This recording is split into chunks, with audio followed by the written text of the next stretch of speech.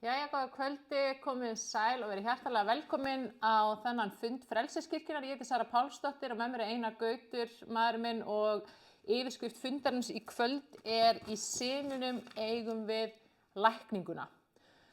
Og við ætlum bara að hefja þennan fund á að biðja. Já, heilagar andi, við bara bjóðum þig velkomin hér í kvöld.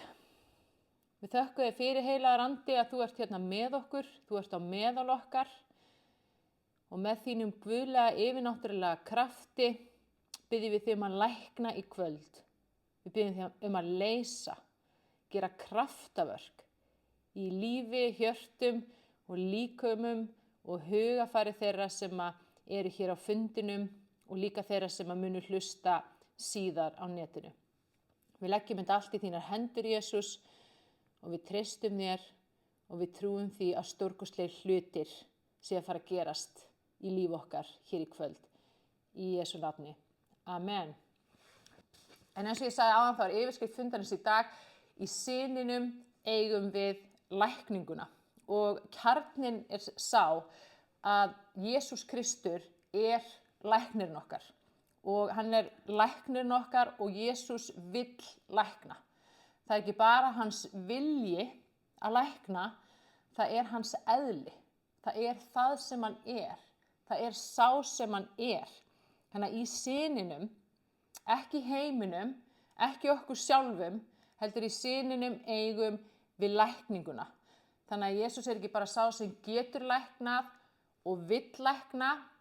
Jesús Kristur lækningin sjálf. Og ég segi í syninum af því að við sem erum kristin, við trúum á einn Guð, en hann þríeinn. Það Faðirinn á himnum, það Sonurinn sem Jesús Kristur og svo það heilagur andi sem andi Guðs.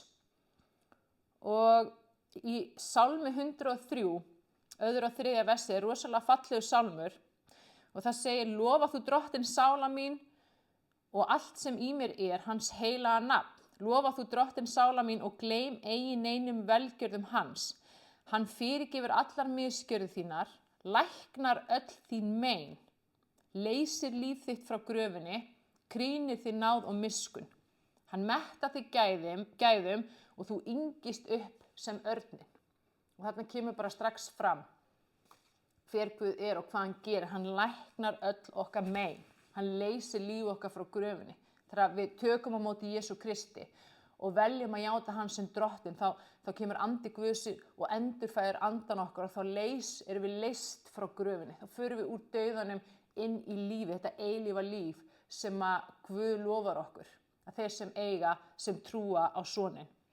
Og í Jeremía 33:6 segir: ég græði sár þeirra og lækna þá. Og þarna Guð að tala. Hann græðir sár okkar og hann læknar þau. Ég geri þá heila og opinbera þeim mikla hagsæld og velgengni. Og í Jeremía 30:17 segir Guð: ég mun græða þig, lækna sár þín, segir drottinn.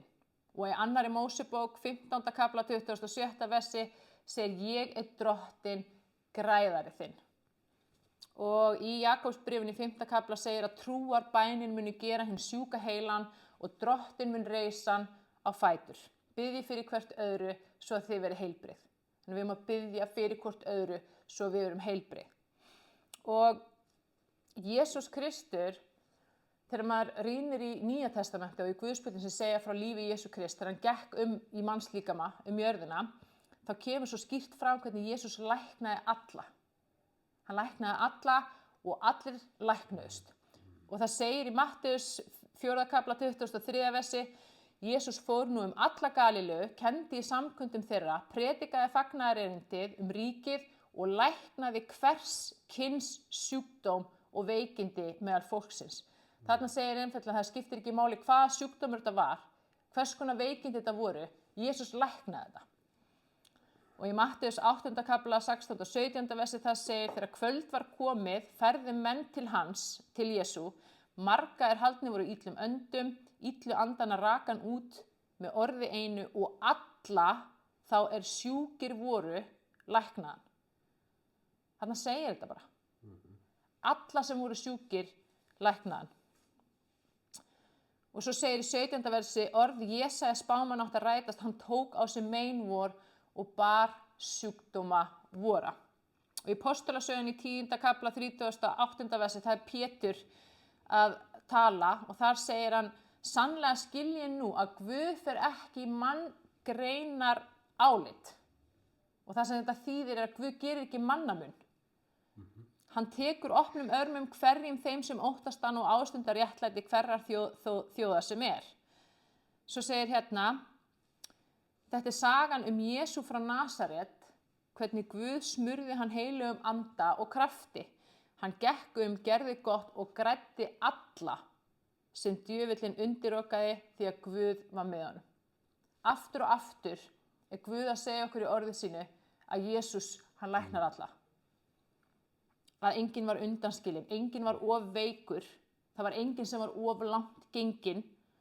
Og þessi Jesús Kristur sem Guð er að opinbera fyrir okkur í Guðspjöllunum er ennþá hinn sami í dag. Og þannig er Jesús, þannig læknir, hann tekur ekki bara burtu einkennin, hann tekur burtu rótina. Og Jesaja 53:5 segir að hann var særður vegna vorra synda, kraminn vegna vorra misgjörða, honum var refsað svo vér fengjum frið og fyrir benjar hans urðum vér heilbrigðir. Og benjar þýðir veikindi eða meiðsli eða særindi, eða ekki? Jú. Já. Og af því að hann var kraminn og deyddur og meiddur á krossinum, af því að hann gaf líf sitt á krossinum, þá erum við heilbrigð. Hann tók á sig alla sjúkdóma og læknaði þá á krossinum. Þannig að lækningin er ekki eitthvað sem að við vinnum okkur inn. Við getum ekki unnið okkur inn lækningu hjá Guði með góðum verkum. Lækningin er arfur, er gjöf frá Guði og það er verk sem að Jesús kláraði áður en þú fæddist og áður en ég fæddist. Og ef að orð Guð segir Jesús læknar alla, af hverju eru þá svona margir veikir enn? Af hverju svona margir kristni líka sem ennþá glíma við alls konar veikindi og sjúkdóma og erfiðleika? Og það eru sumir kristni líka sem vilja meina að það sé bara alls ekki þannig að þessi vilji Guðs að lækna alla. Að það sé að Guð handvelji suma til að læknast en að þessi hans vilja hafa áfram aðra veika. Og það sé engin leið fyrir okkur að vita af hverju eða hvers vegna og ég er ekki sammála þessu og þegar ég rýni í orði þá sé ég ekki merki þetta en þessu til stuðnings vilja sumir benda á að Páll hafi verið veikur, að Páll postuli hafi verið haldinn einhvers konar sjúkdómi og hann hafi þrisvar sinnum beðið Guð að taka það frá sér en að Guð hafi svarað náð mín nægir þér, kannast þið við þessi vers í Biblíunni. Og ég rannsakaði þetta og þessi vers fyrir þennan lestur og það er bara, menn eru mjög ósammála þetta. Það er ekki talað að sérstaklega hann hafi verið haldinn tilteknum sjúkdómi, það er talað flein í holdinu. Og eða veikleika og Páll lýsir þessu þannig að engill Satans hafi slegið hann og hann hafi verið með flein í holdinu. Og í því sambandi þá lýsir Páll meðal annars ofsóknum, barsmíðum og mótlæti. Sumir vilja meina að þetta hafi verið þessi fleinn, en aðrir segja nei, hann var með augnsjúkdóm, aðrir segja nei, hann var með flogaveiki, einhver vill meina hann sem hafi verið með þunglyndi eða geðsjúkdóm. Þannig að þetta er alls ekki skýrt hvaða fleinn þetta var sem að Páll var að glíma við. Og af því getum við dregið það ályktun að það er ekki aðalatriðið sem að Guð vill að við sjáum eða Guð vill opinbera fyrir okkur. Af því ef hann hefði viljað gera það, hefði hann haft þetta skýrar í orðinu. Það sem skiptir hins vegar máli og það sem er skýrt tekið fram þetta í Biblíunni er af hverju tók Guð ekki fleinin burt. Og það eru tvær ástæður. Annars vegar til þess að Páll myndi ekki hrokast upp af því hann var að fá rosalega sýnir og opinberanir frá Guði og hann var að gera þvílík kraftaverk. Hann var bara algjör kraftaverkagaur, bara þvílíkar lækningar, mjög óvenjuleg og sterk kraftaverk. Og hins vegar Og ég meina, sko, við erum mannleg, við erum með hold, þú veist, það er svo auðvelt að hrókast upp og vera bara eitthvað, wow, hvað ég geggjaður, skilur, þegar maður er að ganga og Guð er að gera svona stórkostlega hluti í gegnum hann. Og síðan hins vegar er sagt að þessi veikleiki var til þess að hann fór að breiða út fagnaðarerindi á tilteknum stöðum. Þannig að þessi veikleiki þjónaði Guðsríkinu og Páll vissi það. Guð opinberaði fyrir honum, þannig að hann vissi af því og þess vegna sagði hann, ég hrósa mér af veikleika mínum og hann var alveg sáttur við það og hann skildi þetta. Þannig að það er svo mikilvægt að við séum ekki að horfa á þetta og túlka þetta þannig að það sé vilji Guðs að við séum veik.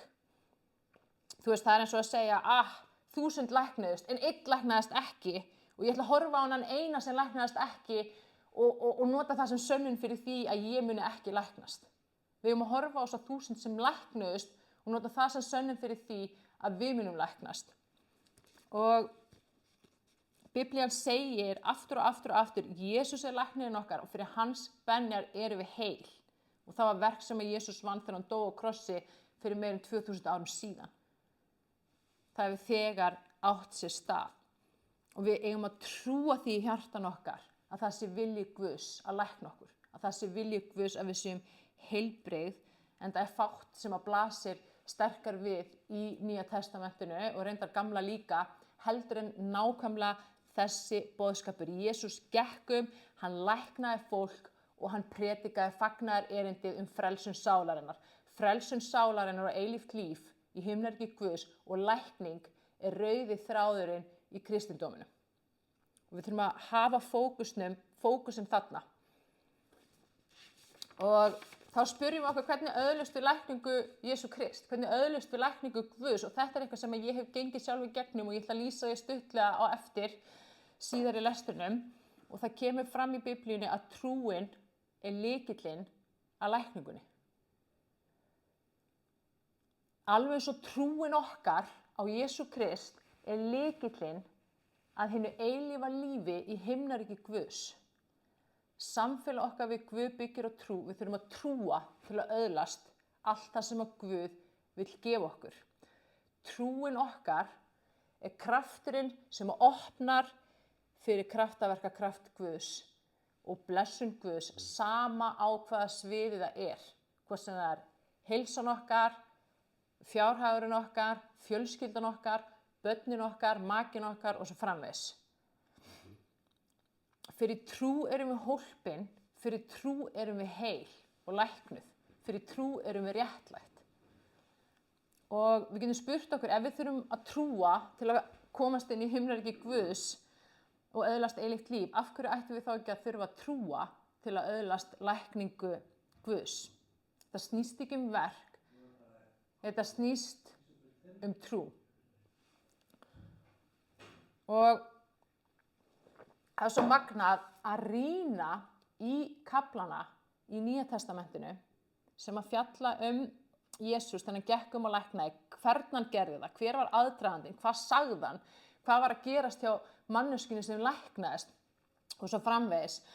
Og þegar við rýnum í þetta þá sést að það er eitt sameiginlegt með nánast hverri einustu lækningu sem átt sér stað.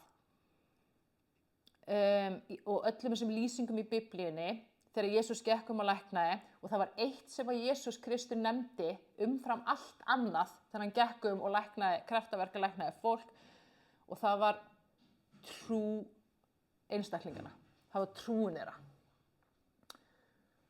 Og Jesús sagði aftur trú þín, trú þín, trú þín. Og ég hef sagt svo oft frá konunni með blóðlátið, þetta er í Markus 5:34, það var kona sem var búin að glíma við blóðsjúkdóm í 12 ár, hún var búin að leita lækninga, fara til allra lækna sem henni datt í hug, hún var búin að tapa aleigunni, það var búin að útskúfunni úr samfélaginu, enginn vildi tala við hana eða samfélag við hana því að hún var álitin óhrein og hún var að tróða sér gegnum mannfjöldan í algjöru trú það, hún myndi bara snerta klæði Jesú Krists að þá myndi hún læknast. Og hún horfði á Jesús og það var þvílíkur mannfjöldi í kringum hann og hún tróð sér í gegn og hún greip í klæðin hans og þá fór kraftur úr Jesú og hún læknaðist Og Jesús sagði, hver snerti mig? Og þegar hann sá konuna þá sagði hann við hana, dóttir, trú þín hefur bjargað þér. Far í friði og ver heil meina þína. Hann horfði á hana að því að og það var trúin hennar sem að gera það verkum að lækningakrafturinn fór úr Jesú og inn í hana og læknaði hana. Og hann benti sérstaklega á trún hennar. Og í Mattheus 9:22 er líka sagt frá þessu og það er sagt að hann hafi sagt, vertu hughrist dóttir, trú þín hefur bjargað þér. Og síðan er sagt frá því þegar blindir menn fengu sjón í Mattheus 9:28-29 og þeir komu til hans og sagði, miskunna okkur, drottinn. Og Jesús segir við þá, trúið þið að ég geti gert þetta? Hann spyr þá beint út, trúið þið að ég geti gert þetta? Og þeir svöruðu, já herra. Og þá segir Jesús, verði ykkur að trú ykkar. Og þeir fengu sjónina strax og læknuðust. Og sama gerðist í Markúsar Guðspjalli 10. kafla 52. Það er sagt frá Bartimeus sem var blindur. Og hann fekk sjón. Og Jesús sagði, far, trú þín hefur bjargað þér. Aftur og aftur og aftur. Og Guð er að segja okkur eitthvað. Guð er að tala til okkar í gegnum orð sitt. Og það er svo mikilvægt að við rýnum í þetta og við hlustum og við skoðum. Hvað er að gerast hjá öllum þessum einstaklingum sem að læknuðust? Þeir voru í trú. Þeir trúðu því að hann myndi lækna þá. Sama er að segja í Lúkasar Guðspjalli 17:19 þegar Jesús læknaði 10 líkþráa menn og einn þeirra kom tilbaka til að lofa Guð og þakka honum og Jesús segir, stattu upp og far leiðar þinnar, trú þín hefur bjargað þér. Trú þín hefur bjargað þér, þannig kemur þetta aftur. Eða heiðina konan sem kom með dóttur sinni, það var kanverska konan, þetta er sagt frá þessu í Mattheus 15. kafla og Jesús mælti við hana, hún sagði, dóttir mín haldin illum anda, hún er veik, viltu bjarginni, viltu hjálpinni? Og hún nauðar í honum og Jesús segir, kona, mikil er trú þín, verði þér sem þú vilt. Hann segir, mikil er trú þín, verði þér sem þú vilt. Og dóttir hennar var heil frá þeirri stundu. Og svo er sagt frá því í Mattheus 8:13, það er sagt frá 100-höfðingjanum sem átti son sem hafði verið getinn utan hjónaband sem var veikur, mjög veikur, hann var alveg við dauðans dyr. Og hann kemur til Jesú og segir, drottin, ég veit þú getur læknað hann er svo veikur og Jesús segir, farðu með mig heim og hann segir, nei, þú þarft ekki eins og koma heim til mín. Þú veist, hann trúði því bara, hann hafði svo mikla trú, hann trúði bara að Jesús geti fjara lækna. Hann sagði, segðu bara eitt orð og þá mun hann læknast. Og Jesús sagði, far þú, verði þér sem þú trúir og sveinninn var heill á þeirri stundu. Og hann sagði við lærisveinana sína, hvergi allir í Ísrael hefur séð þvílíka trú eins og hjá þessum 100-höfðingja sem trúði þessu og þess vegna gerðist það. Og sama er í Mattheus 9:2 þar sem að voru lamaðir menn. Þar voru vinir að færa Jesú lama mann sem lá í rekkju og það segir þar orðrétt þegar Jesús sá trú þeirra, sagði hann við lamamannin, vertu hughraustu barnið mitt, syndir þínar er fyrirgefnar. Hann horfði á trúna þeirra og það segir, og það sem við trúin situr í hjartanu og það segir í orðinu að þegar Guð horfir á okkur þá horfir hann ekki á útlitið, hann horfir á hjart okkar, hann horfir á trún okkar. Amen. Og í Lúkasi 8:50 það var dóttir Jairusar, 12 ára stelpa sem að dó en Jesús sagði við pabbinar, vertu óhræddur, trúðu einungis, þá mun hún verða heil. Það sagði, bara ef þú trúir, þá verður hún heil. Þá læknast hún. Og þetta er svo magna og Jesús segi, komi til mín, allir sem erfiði og þungar byrðar berið og ég mun veita yfir hvíld. Og við þurfum að spyrja okkur, erum við í trú og erum við að koma til hans? Erum við að trúa því að hann sé læknirinn okkar og hann lækni okkur eða leita til hans? Eða erum við að leita til fullt af annara aðala til fólks, erum við að leita til einhverja skurðgóða hjálpvöð sem að geta ekki gefið okkur lækningar sem Jesús getur gefið okkur. Við erum að leita fyrst hans. Og svo í Markus 11:24 svo sterkt vers trúna og það sem að Jesús segir við lærisveina, hver sem segir við fjall þetta, lyftir upp og steypir í hafið og efar ekki í hjarta sínu heldur trúir að svo fari sem hann mælir, honum mun verða að því. Og hann segir, hvers sem þið biðjið í bæn yðar þá trúið að þér hafið öðlast það og yður mun það veitast. Við trúum fyrst, síðan gerist það.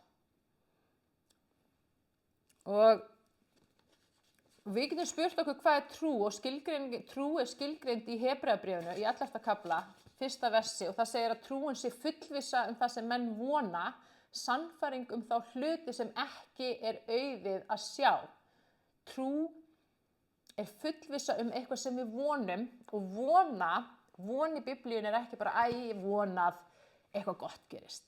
Von að bíða í tilhlökkun og eftirvæntingu eftir að eitthvað tiltekið gerist sem við erum búin að biðja Guð Það er von.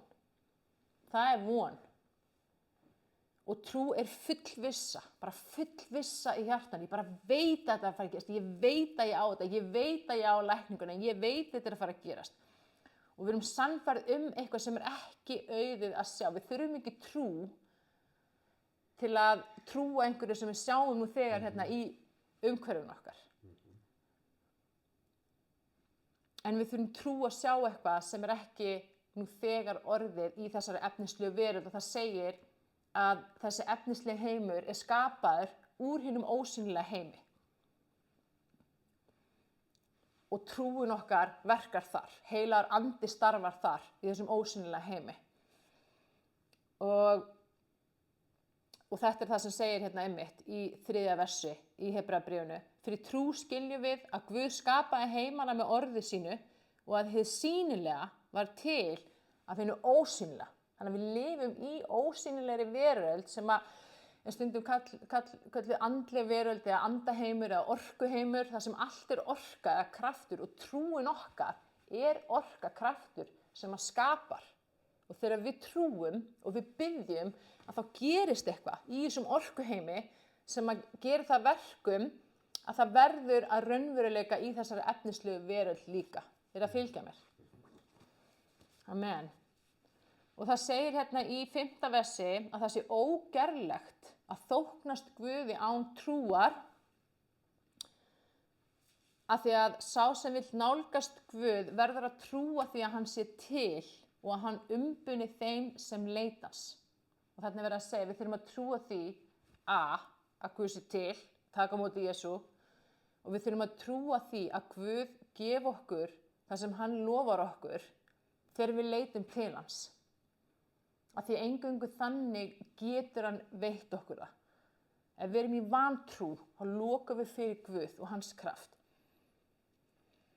Og það er svo mikilvægt að við höfum í huga hér að það er ekki trúin okkar sem að læknar eða gerir kraftaverkin, heldur það trúin sem að opna fyrir kraft Guðs og heilags anda. Og Guð vill lækna og hann vill gera kraftaverk og stórkostlega hluti í þínu lífi. Hann vill blessa þig. Hann vill sjá fyrir þér. Hann vill að þú eigir gott og falleg og heilbrigt og stórkostlegt líf. Það vilji Guðs.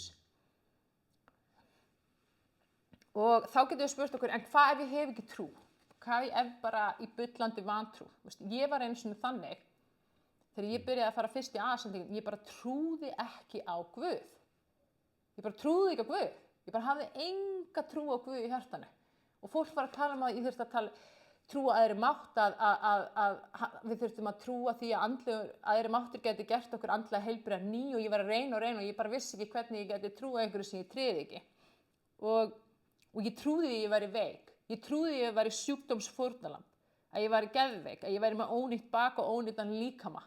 Og öll þessi óheilbrigða svarta trú eða vantrú eins og ég kalla það var að gera mig svona rosalega veika meðal annars.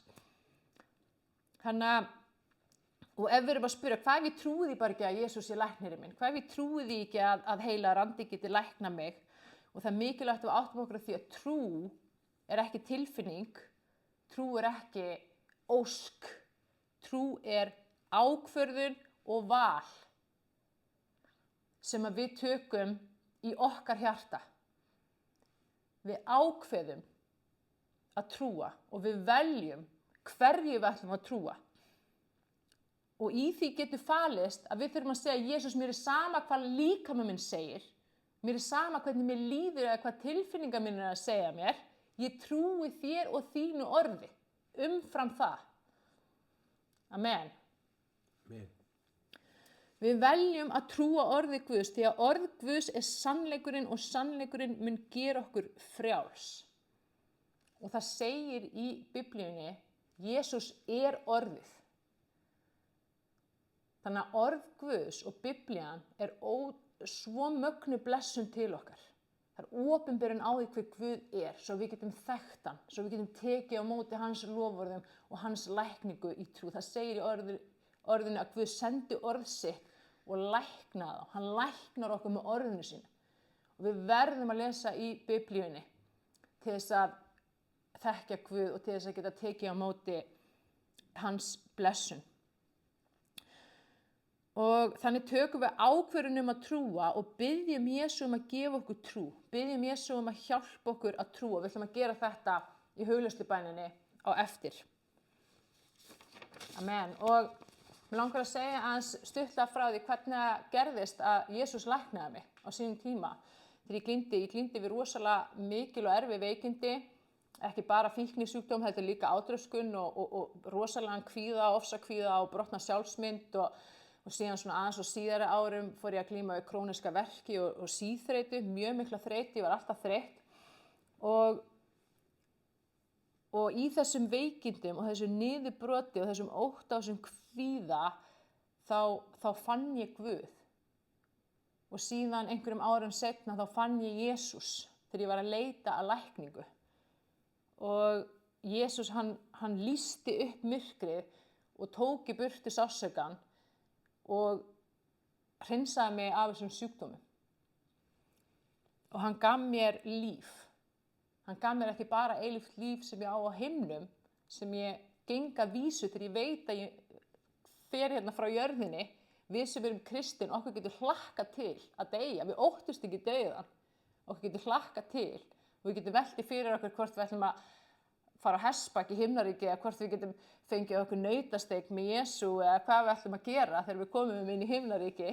Og það er yndisleg tilhugsun og þetta eru svo mikið forréttindi.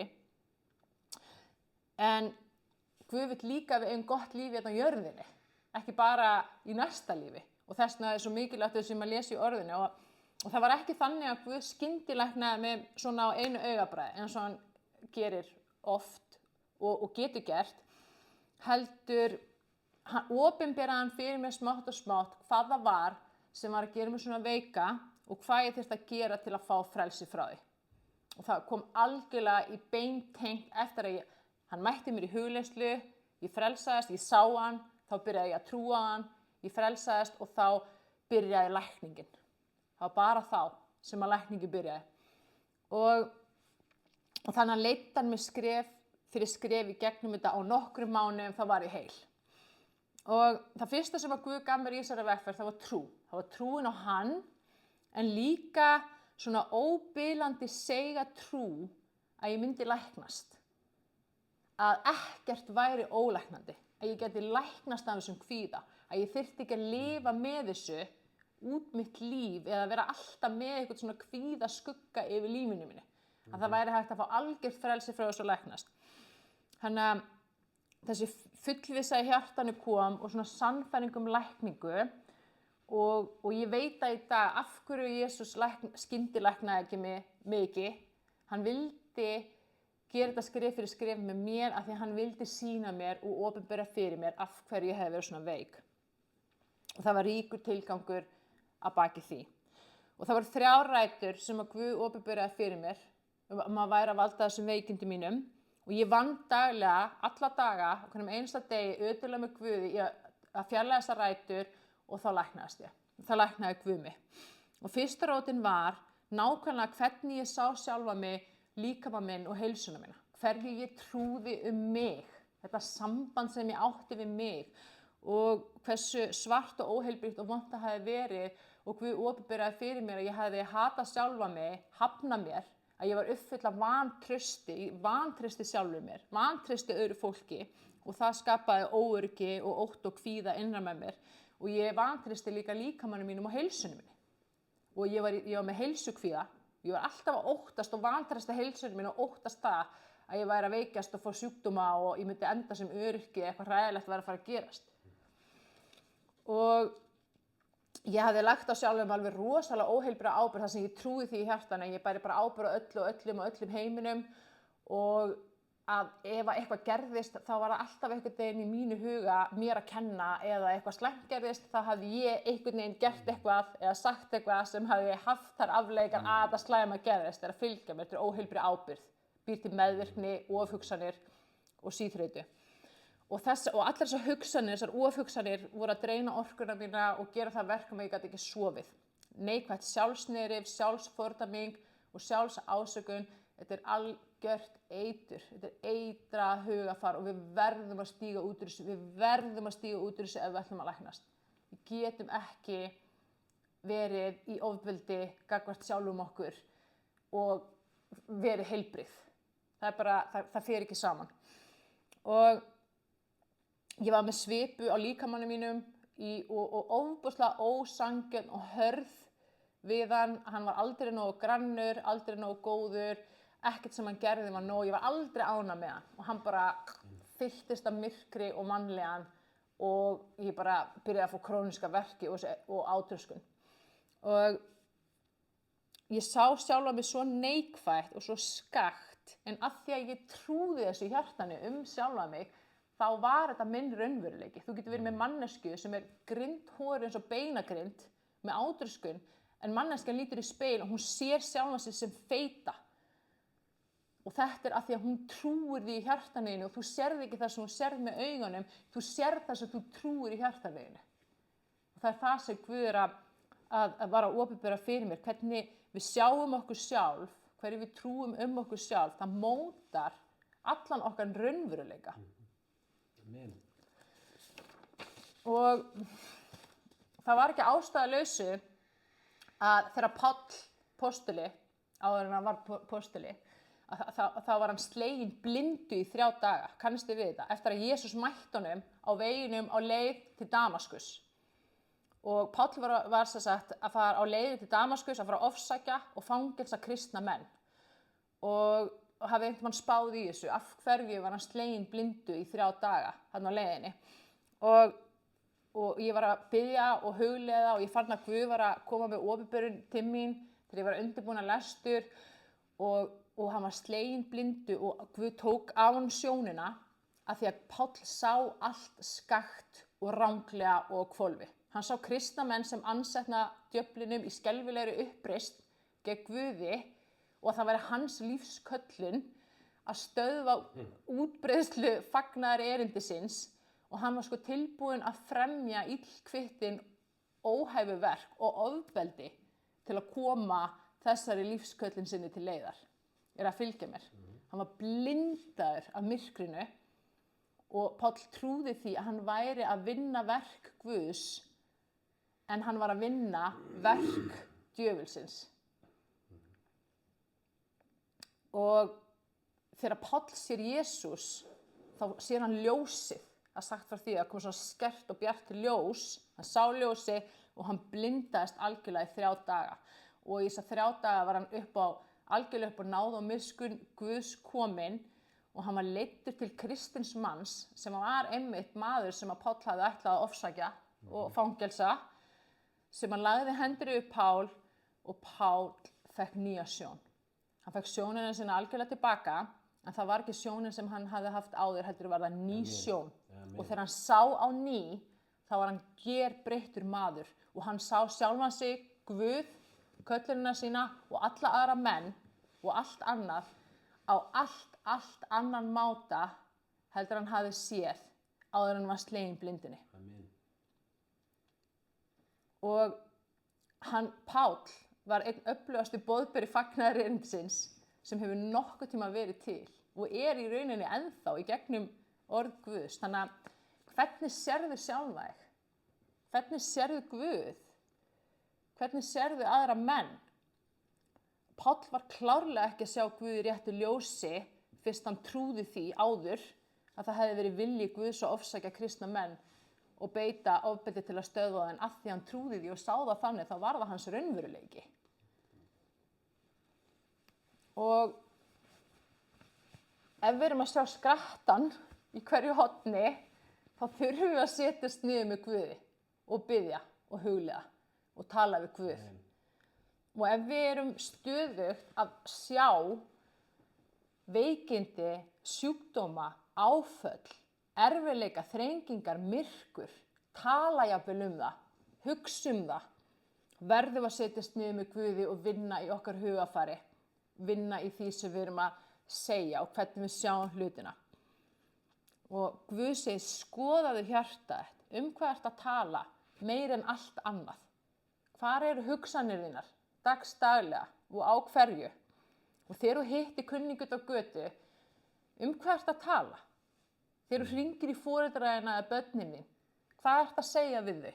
Hugsaðu þetta. Hvað ertu að hugsa flesta daga? Ef þú ert að hugsa flesta daga veikindi, vanlíðan, erfiðleika, þrengingar, þá verðum við að fara að vinna í þessu. Ég þekki manneskju og í hvert einasta skipti sem ég hitti þessa manneskju, þá talar hún veikindi, sjúkdóma, áföll. Og þessi manneskja hefur fengið meira en nóg af þessum skammti gegnum sitt líf. Og það segir í orðinu að dauði og líf er á tunguna valdi og við verðum að vanda okkur. Við þurfum að aga tungun okkar, ekki bauna bara hverju sem út í munninum okkar. Talaðu líf, talaðu lækningu. Prófaðu að taka eina viku þar sem að þú ætla bara að segja það sem er heilbrigt, fallegt, uppbyggjandi og fullt af ljósi. Amen. Bara eina viku, pröfaðu. Það segir bara, ég ætla að innsigla munnin á mér, ef það er ekki fullt af ljósi, fullt af lífi, fullt af lækningu, fullt af uppbyggingu, þá ætla ég ekki að segja, þá ætla ég að bíta í tunguna mína. Og sjáðu hvaða stórkostlega breyting mun eiga sér stað á þinni líðan og þínu lífi þegar þú gerir þetta. Þannig að hvernig ætlum við að sjá okkur sjálf, sjá heilsun okkar, hverju ætlum við að trúa okkur sjálf, okkar heilsu, við höfum val. Og það sem við fókusum á, það fáum við. Og því meira sem við fókusum á allt sem er að, því meira verður að. Og því meira sem við fókusum á allt sem er í lagi, því meira verður í lagi. Þetta er lögmál frá Guði. Amen. Og þetta var fyrsta ráðið. Rót númer 2 var massív ófyrirgefning. Ég hafði aldrei fyrirgefið sjálfur mér, öðrum, neinum eða neinu, neitt frá upphafi sem gerði það verkum að öll þessi áföll og öll fortíðin var bara kraumandi innra með mér. Guð leiddi mig gegnum fyrirgefningu og það var svona grátur tímabil, rosalegt grátur tímabil sem var heima hjá mér og grenja á hverju kvöldi, en það var gott af því að það var svona losandi grátur, það var svona læknandi grátur. Þannig við þurfum að fyrirgefa fortíðinni og þvílíkur léttir og þvílíkt frelsi, það að fyrirgefa því að fá frelsi frá, rosalegt frelsi, og það gerum við sjálfs okkar vegna. Og þriðja rótin, hugafar, hugafar, hugafar. Og þvílík opinberun þegar Guð opinberaði fyrir mér mitt þá verandi hræðilega óheilbrigða hugafar, allar þessar neikvæðu hugsanir, allt þetta svartnætti sem var bara afleiðing af því sem ég trúði og því sem ég sá. Og Guð opinberaði fyrir mér að hugafar mitt er kraftur og það er sköpunarkraftur í hugafarinu mínu og tilfinningar mínar mótast til dæmis út frá því hvað ég er að hugsa. Þannig að það er ekki ástæðulaust að Jesús segir að við eigum að umbreytast með nýju hugafari og hertaka hverja hugsun til hlýðni við Krist. Og það er kennsla, djúp kennsla og hugleiðslubæn þetta, bæði krafthugsanir og orð og líka hugafarið inn á Spotify og inn á YouTube undir Frelsiskirkjan. Þannig að endilega skoðið það, mjög mikilvægt að fara við þetta. Og þegar ég gerði þetta, breytti því sem ég trúði sjálfa mig og fór að elska sjálfa mig í stað þess að hata sjálfa mig. Ég fór að tala líf og umbreyta hugafarinu minn og ég fyrirgaf fortíðinu minni, þá læknaðist ég. Það læknaði Guð mig og það var stórkostlegt. Og ég hef verið frjáls frá öllu þessum meinum sem ég hef verið að lýsa síðan.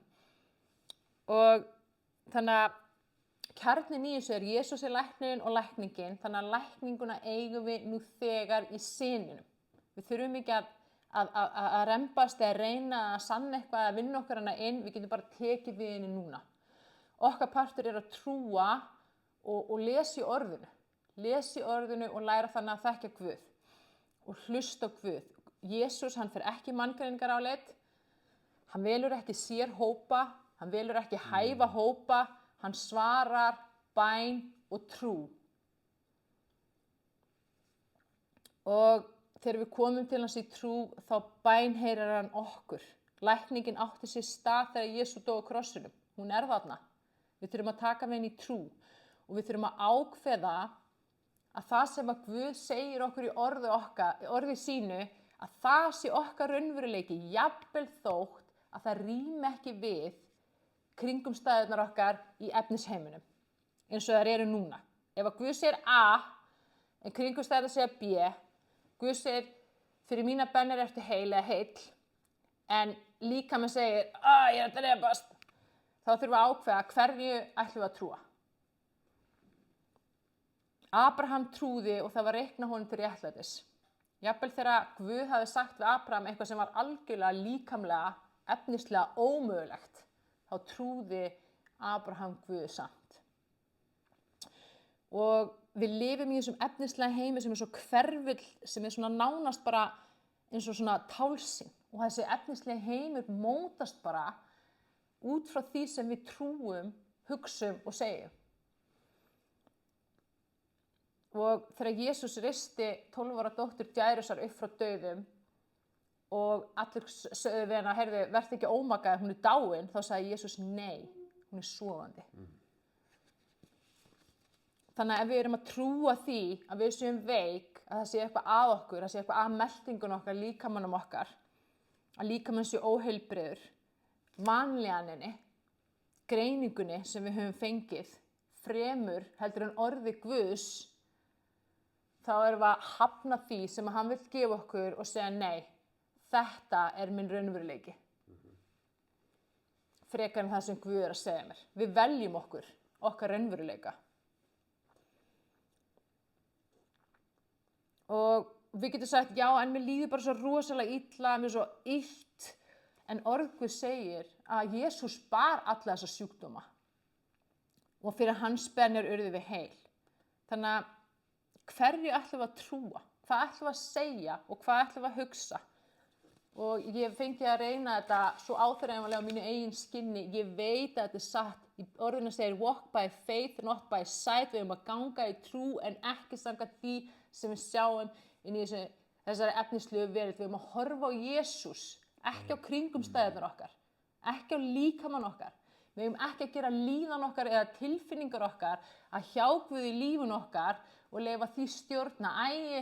Ég bara ekki stuði núna. Mér líður eitthvað illa. Ég ætla bara að liggja upp í rúmi. Eitthvað lítil í mér. Ég treysti mér ekki í þetta. Mér líður bara ekki nógu vel núna. Ég nenni ekki að lappa. Við erum að hætta að láta kringumstæður okkar, veikindi, tilfinningar okkar eða hugsanir stjórna líf okkar á heilsu. Við erum að einblína á Jesús, hvað hans orð segir og ganga út á það í trú. Trúa orðinu hans og stundum þegar maður liggur svo haugur upp í rúmi, þá þarf maður bara að segja hátt og snjallt, statt upp og gakk í Jesú heilaga nafni. Amen. Ok. Nú klukkan orðin korter í 10 og við ætlum að fara í hugleiðslu bæn. Og í þessari hugleiðslu bæn ætlum við að bara iðrast allra þeirra skipta sem við höfum verið í vantrú, gagnvart orði Guðs. Við ætlum að afhenda hjarta okkar til Jesú Krists og við ætlum að biðja hann að gefa okkur trú, biðja hann að gefa okkur þessa óbilandi, stórkostlegu trú sem að segir að fyrir hans bennir ertu heill, að þú ert þegar læknar og við ætlum að taka við þessu og við ætlum að biðja Guð að gefa okkur hugsanir og gefa okkur orð sem í samræmi við hans orð og velja að Jesús og hans orð okkar raunveruleiki sem við göngum út á. Ekki þessi efnisheimur sem hverfull, síbreytilegur, heldur Guð og hans orð sem er alltaf eins, sem að alltaf er, sem að læknar og leysir. Amen. Þannig að við skulum bara koma okkur þægilega fyrir.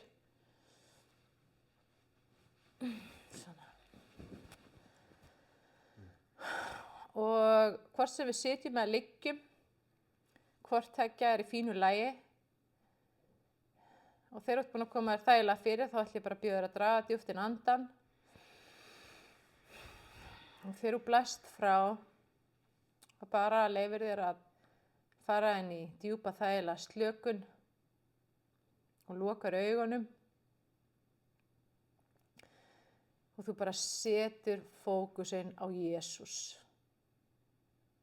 Og það er bara ákvörðun. Ég ætla að fókusa á þig og ef þú finnur að hugurinn byrjar að fara eitthvað annað eða í þvottinn eða hvað þú ert að gera á morgun eða þú finnur fyrir bakverk eða hvað kann að vera, það er allt í lagi. Þá bara kemur það aftur með fókusin á Jesús.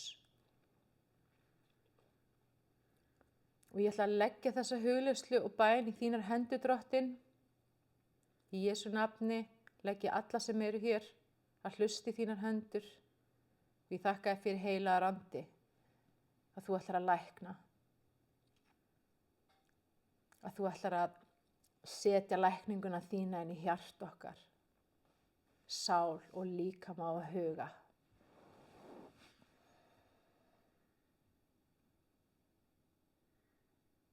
Og ég ætla að biðja að setja bara fókusin á Jesús. Hvort sem hún sérð hann fyrir þér í huganum, hvort sem hún sérð bara fyrir þér rosalega fallegt, skert, bjart ljós. Og ætla bara að setja fókusin á Jesús.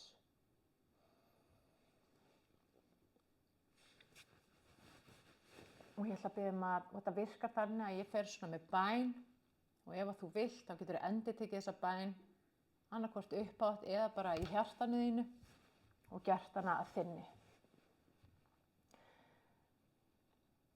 Já, Drottinn, ég kem fram fyrir þig og ég afhendi þér hjarta mitt.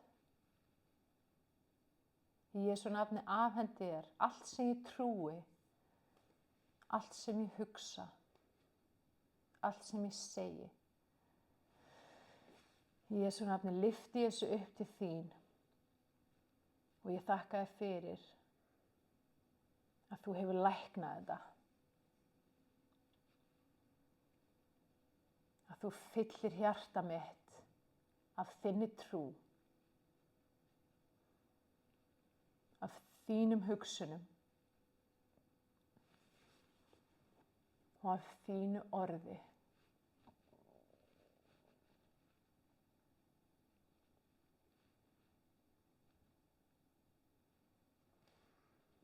Þú hefur sent orð þitt, Drottinn, inn í hjarta mitt og lækna mig.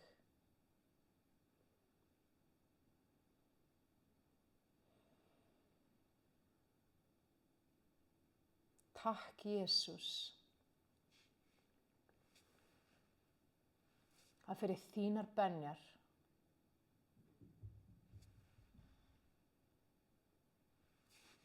er ég heil, er ég heill núna.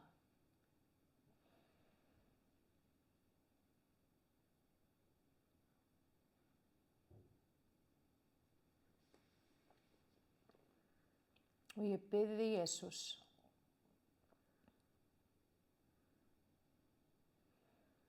ef það er einhver vantrú í hjarta mínu, þá iðrast ég þess núna og ég afhendi það til þín.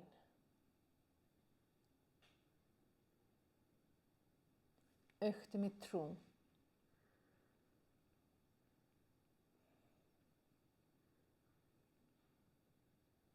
Gefðu mér þína trú.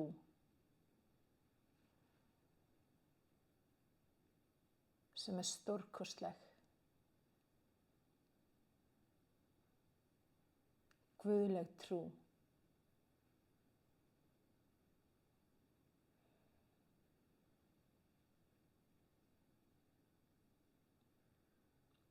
Og ég vel að ganga í trú og samkvæmt trú,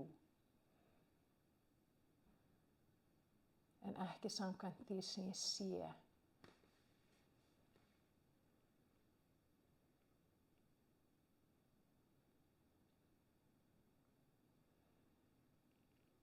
Af því að þú hefur sagt, Jesús,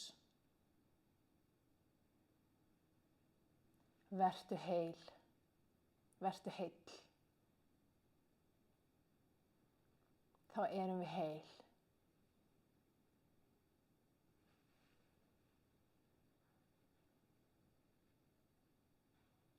Því að þú hefur frelsað okkur. Þá erum við frjáls. Ekki bara sálin, heldur hefur frelsað hug okkar.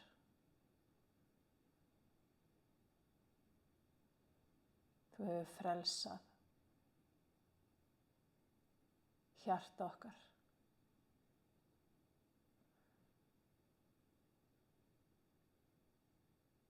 Og ég biðji Drottinn að lækna hverja tungu hér og nú í Jesú nafni.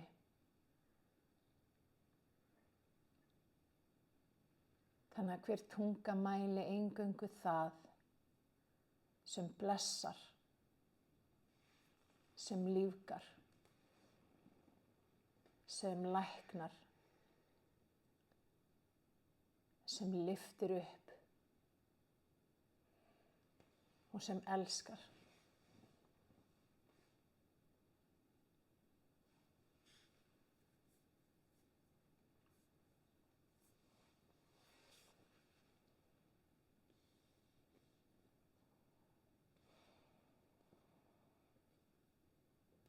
Og ef það er einhver ófyrirgefning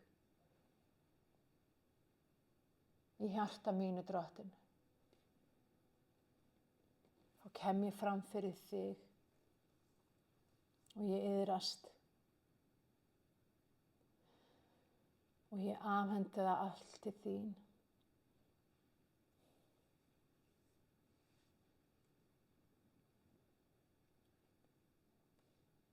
Og ég þakka þér fyrir að þú hefur þegar fyrirgefið alla synd,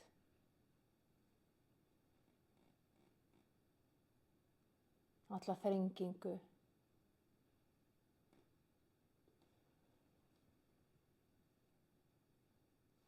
og öll áföll.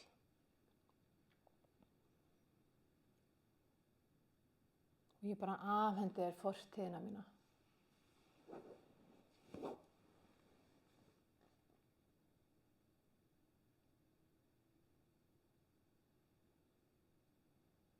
Og ég stend upp og ég geng með þér, Jesús, inn í nýja framtíð.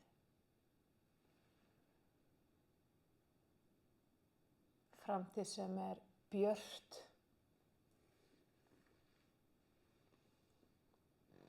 heilbrigð og blessuð.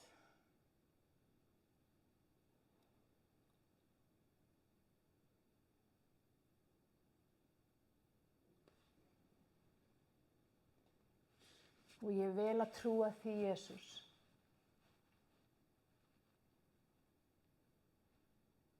að eitthvað stórkostlegt, eitthvað fallegt og eitthvað gott er að fara að gerast í mínu lífi.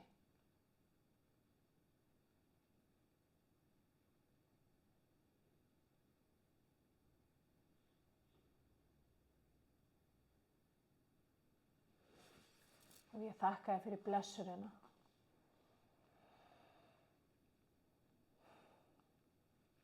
Sem að þú hefur veitt mér hér í kvöld.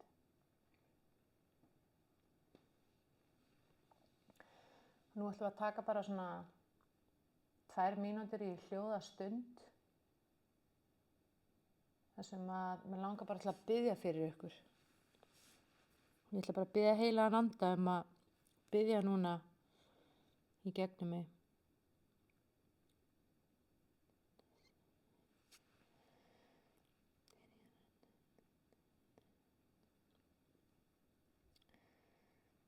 Já, Drottinn, ég bara legg hendur yfir sérhvern og einn sem hér í kvöld, sem að hlusta, jafnvel síðar á þessa bæn.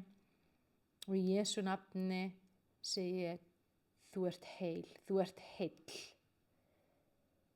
Í Jesú nafni hasta ég á allt myrkur sem hefur reynt að koma gegn þér, sem hefur reynt að skapa ótta, að því að kærleikur Guðs fullkominn í þér núna í Jesú nafni. Og ég þakka þér fyrir, Drottinn, að þú setur nýja framtíðin í hjörtu þeirra sem að hlusta, nýja framtíð sem full af von, full af trú, full af trausti og full af Jesú Kristi. Og þú finnur að þú ert að færast nær honum, að þeir eru samgróin, að þú gengur með Jesú alla daga, þú finnur fyrir honum, þú heyrir í honum, þú skynjar nærvera hans, þú veist hann þarna. Og það fullvissa í hjartanu og algjör sannfæring að í honum áttu lækninguna, að þetta efnislega hérna í kringum þig getur ekki snert þig. Að hvert skipti svo lokar augunum þá sérðu Jesús, þá sérðu ljósið. Að þú lifir í hans ljósi, í hans kærleika, í hans von, í Jesú nafni. Amen. Amen. Amen, þá megum við bara opna augun, hægt og rólega koma tilbaka.